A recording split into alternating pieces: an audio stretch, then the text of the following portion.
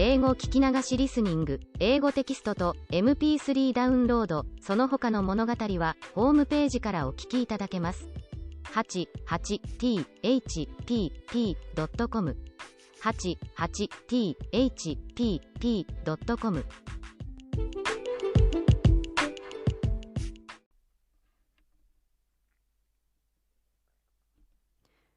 Hi, this is your host, Hidemi Woods. I'm reading an episode from my book, An Old Tree in Kyoto. Today, I'll read an episode titled Bean Sprouts. This is about what happened on one early morning on my way to school.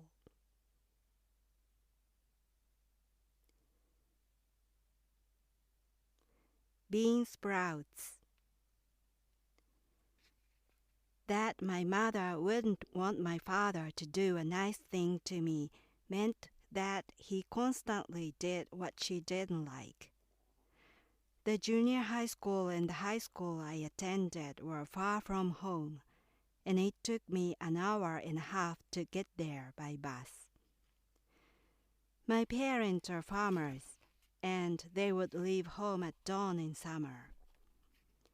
But the winter time was the low season, and they didn't have to leave so early in the morning. My father sometimes drove me to school so that I could have breakfast, for which I often didn't have time and had to skip on a busy morning to catch the bus.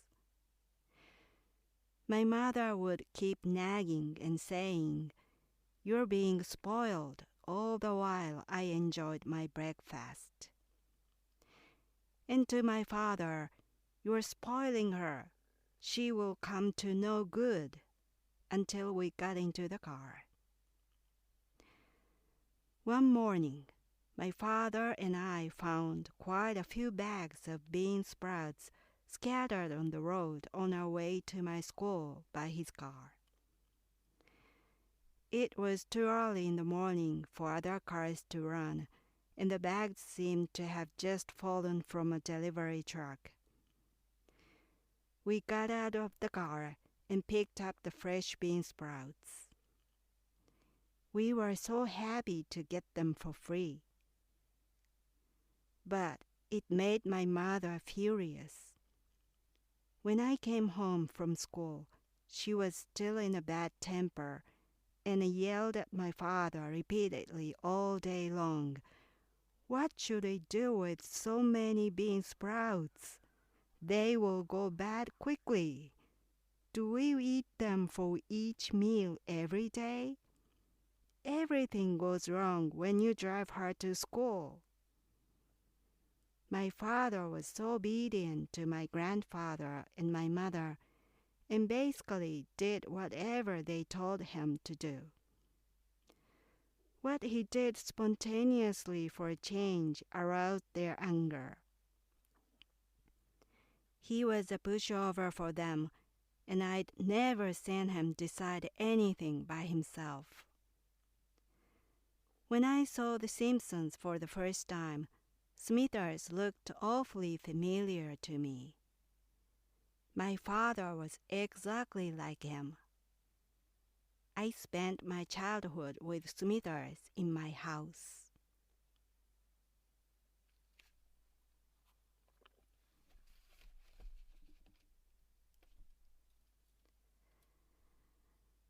That was today's episode.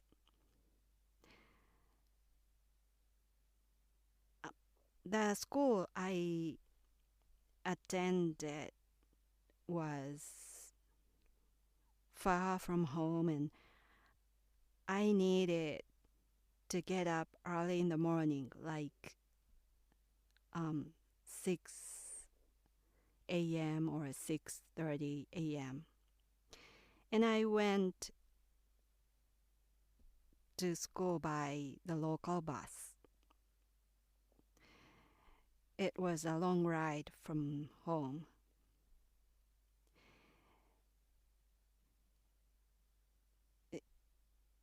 I couldn't wake up in the morning as I planned.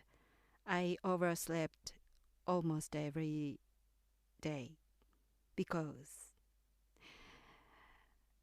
back then I was absorbed in listening to midnight radio show, talk show. I liked them.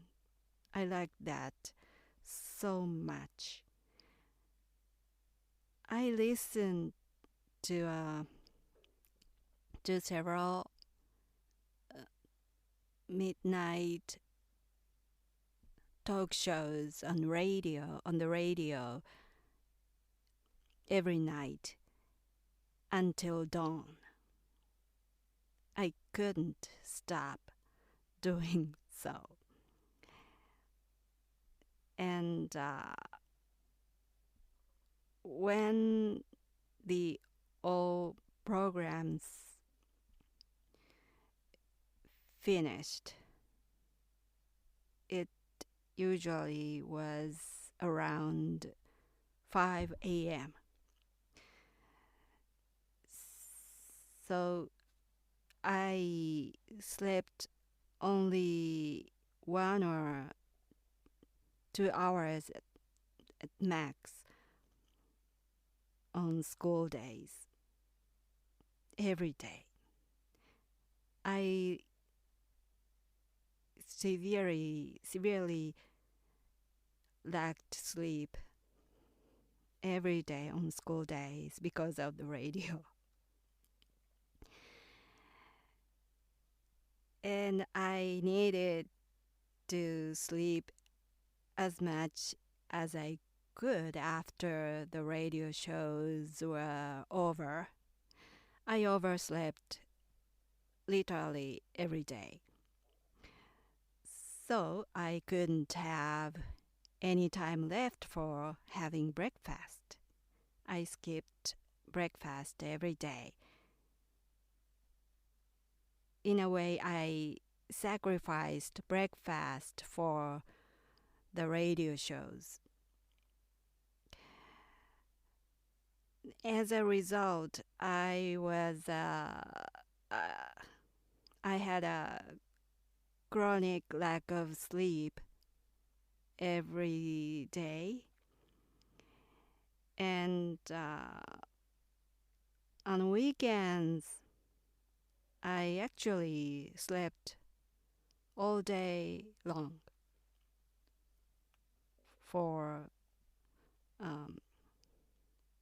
to compensate the lack of sleep of school days.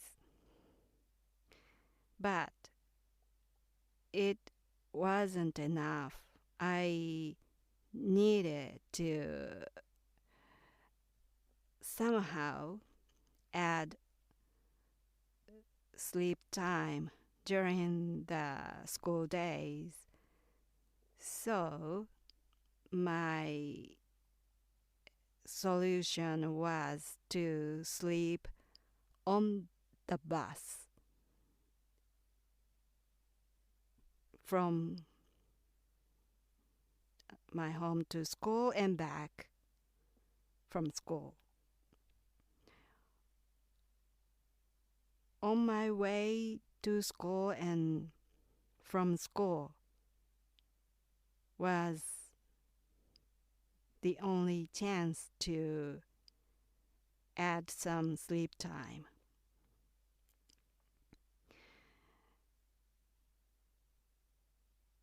But unfortunately, on my way to school in the morning, I couldn't sleep because my school was quite famous for an English education, and the school was focused on English education. And my English class was my English class had a short test for English words every single day. So I needed to memorize English words every day for the test. And I spent the bus ride to school for preparing for the test. So on my way to school, the bus ride was for memorizing English words. And on my way home from school, the bus ride was spent for sleep. And on the bus ride from school to home, my energy was all drained by the whole day activity at school, plus my chronic lack of sleep. So I was almost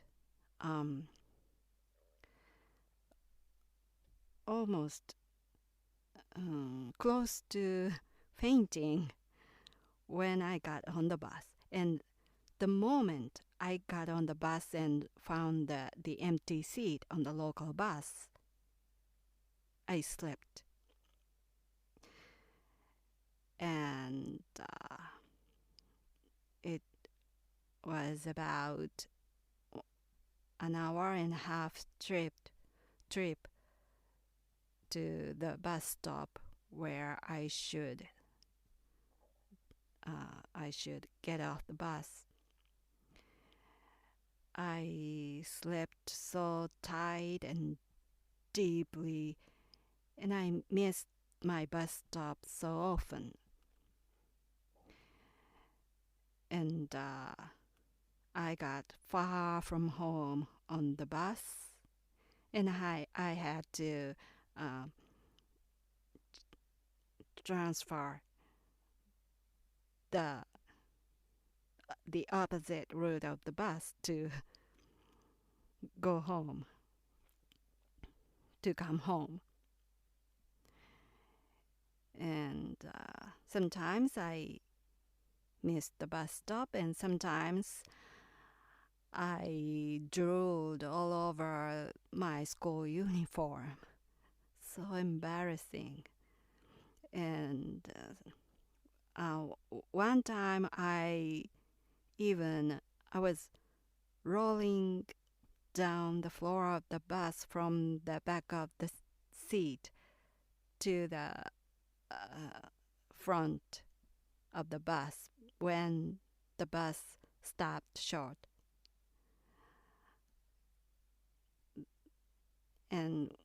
Or since it was a local bus, sometimes it was crowded and there was no empty seat.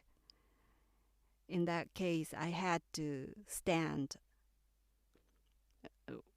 with holding a hand strap inside the bus. But I couldn't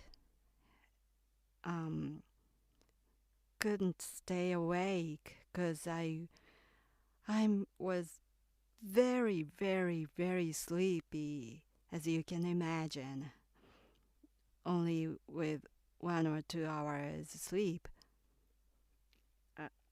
the night before. So although I was standing, holding a hand strap, I fell asleep and my knees bent and I found myself kneeled down on the floor of the bus. So embarrassing.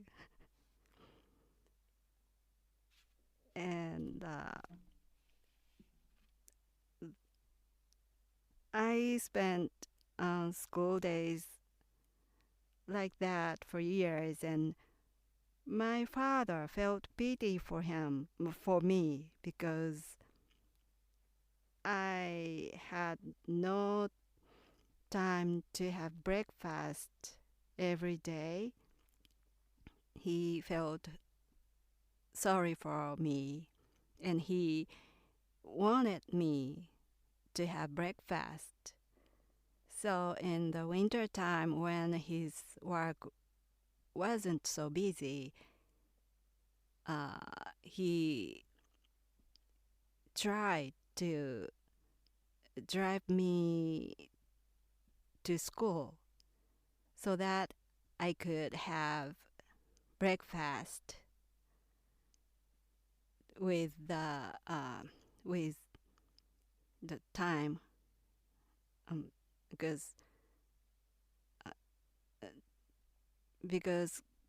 going to school by car was much faster than taking the local bus. And so with that time difference, I could have breakfast.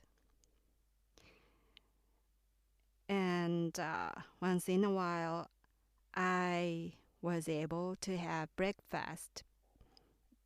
Just one big problem was my mother's nagging, because she disagreed that my father drove me to school, because for her it was spoiling.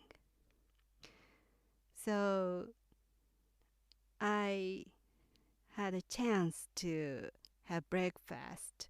That precious breakfast was accompanied with my mother's lengthy, never-ending nagging. That was the background music of my breakfast. And that morning of the bean sprouts, my father drove me to school, and we left home and left my mother's nagging, and we found many bags of bean sprouts on the road near my house. And we picked them up. My father asked me if we should pick them up or not, because he couldn't decide by himself. And I said, let's do that. And we collected them one by one in our arms, and it was like we were playing a game or something, picking bean sprouts game. And we had a blast. We had such a we had such fun that morning picking up free bean sprouts, and we collected them, and he drove me to school, and he came home, and my mother's anger awaited him. Her anger, I imagined her anger doubled on that morning, because firstly, my father gave me a ride that was spoiling.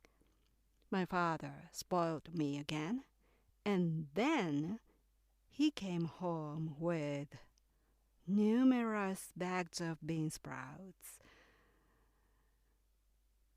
And that was not because she didn't like bean sprouts, but bean sprouts are so cheap in Japan.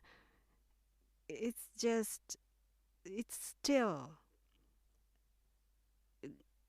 it still cost only 10 cents or 20 cents per bag to the bag with 200 grams or so.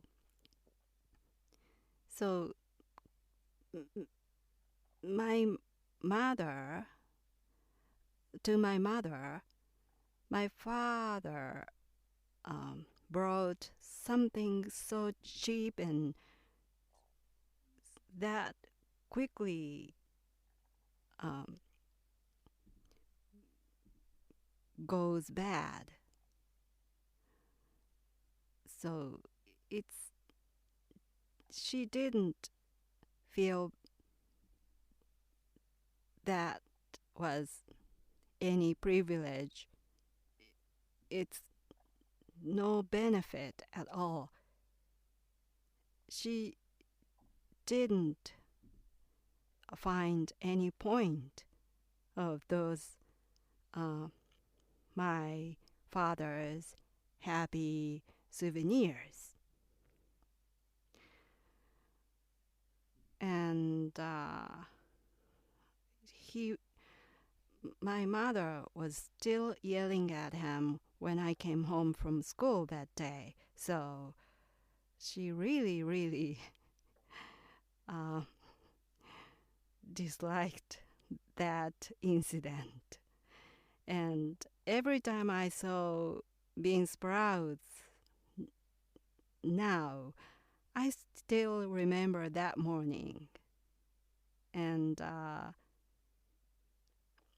not because it was a good, fond memory of picking up free stuff.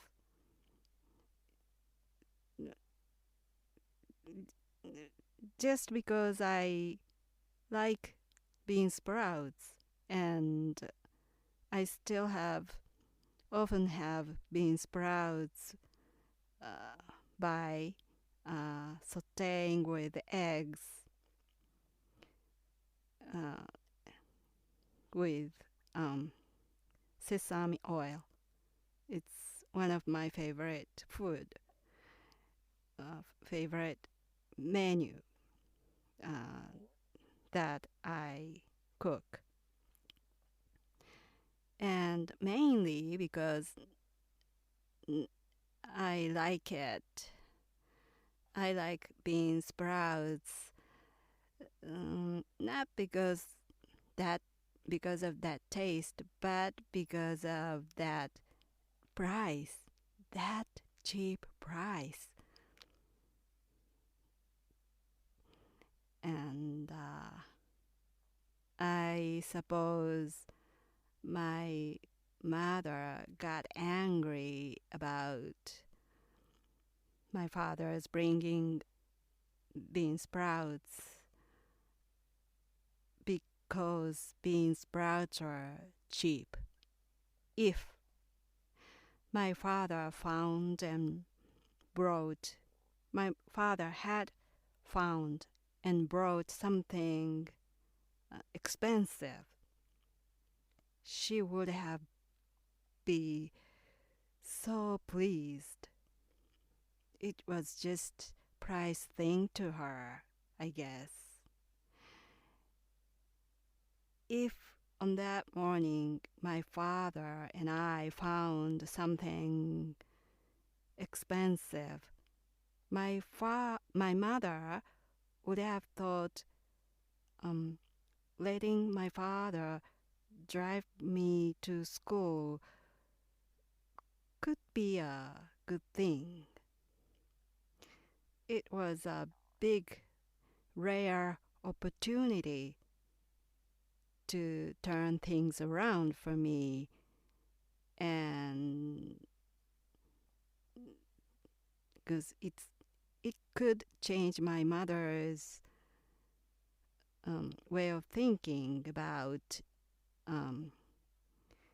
getting a ride from my father to school, but I missed it because it they were bean sprouts among all things in the world. Why they were bean sprouts?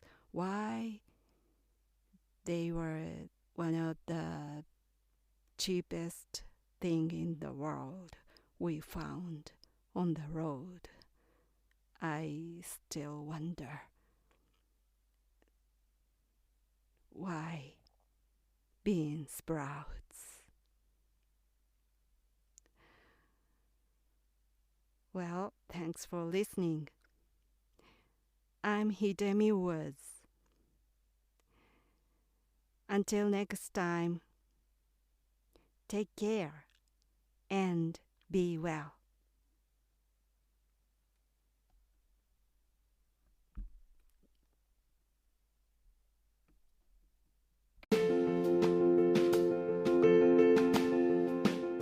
Audiobook, The Family in Kyoto, One Japanese Girl Got Freedom by Hidemi Woods on sale at online stores or apps.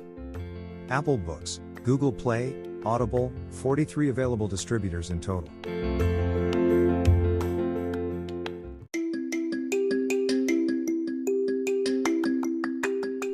Audiobook, Japanese Dream by Hidemi Woods on sale at online stores or apps. Apple, Audible, Google Play, Nook Audiobooks, 43 available distributors in total.